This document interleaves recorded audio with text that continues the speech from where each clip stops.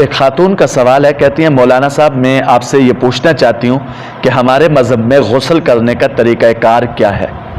یہ ایک ایسا مسئلہ ہے جس سے ہر مسلمان عورت کا واقف ہونا ضروری ہے، لیکن افسوس کہ بہت ہی کم مسلمان ایسے ہیں جو اس کی اہمیت اور صحیح طریقے سے واقف ہیں۔ اس لیے میں چاہتی ہوں کہ آپ اس مسئلے پر روشنی ڈالیں، جواب دیتے وقت ان باتوں کا بھی وضاحت کر دیں کہ کیا غسل کرتے وقت پہلے وضو کرنا ضروری ہے؟ دوسری بات یہ بتائیں کہ غسل کرتے وقت کیا زیر ناف کپڑا باندھنا بھی ضروری ہے؟ تیسری بات یہ بتائیں کہ غسل کرتے وقت کون سی دعائیں پڑھتے ہیں؟ کیا 5 کلمے پڑھنا ضروری ہے یا صرف درود شریف پڑھ کر مقصد پورا ہو جاتا ہے؟ اور غسل لینے کا صحیح طریقہ اسلام میں کیا ہے؟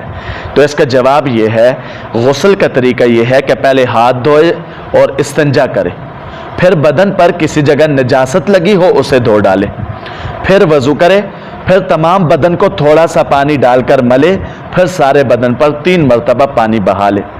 غسل میں 3 چیزیں فرض ہیں: کلی کرنا، ناک میں پانی ڈالنا اور پورے بدن پر پانی بہانا۔ بدن کا اگر ایک بال بھی خشک رہ جائے تو غسل نہیں ہوگا اور آدمی بدستور ناپاک ہی رہے گا۔ ناک اور کان کے سوراخوں میں پانی پہنچانا بھی ضروری ہے۔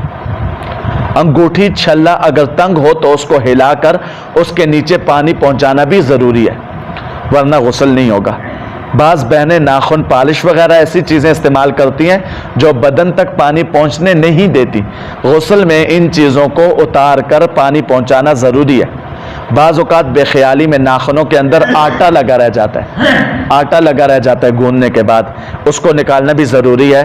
الغرض پورے جسم پر پانی بہانا اور جو چیزیں پانی کے بدن تک پہنچنے میں رکاوٹ ہوں ان کو ہٹانا ضروری ہے، ورنہ غسل نہیں ہوگا۔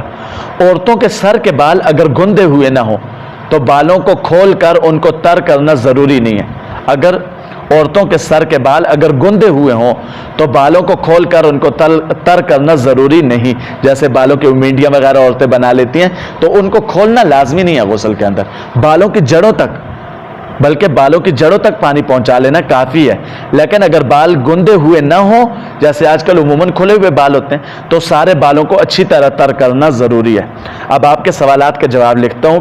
سب سے پہلے، غسل سے پہلے وضو کرنا سنت ہے، اگر نہ کیا تب بھی غسل ہو جائے گا۔ دوسری بات، کپڑا باندھنا ضروری نہیں ہے، مستحب ہے۔ اگر کوئی آدمی غسل کرتے ہوئے ناف سے لے کے گھٹنوں تک کپڑا باندھ دے تو مستحب ہے، نہ باندھے تو کوئی غسل تب بھی ہو جائے گا۔ اور تیسری بات، غسل کے وقت کوئی دعا، کوئی کلمہ پڑھنا ضروری نہیں ہے، نہ درود شریف ضروری ہے، بلکہ اگر جسم پر کوئی کپڑا نہ ہو تو اس حالت میں دعا، کلمہ اور درود شریف جائز ہی نہیں ہے۔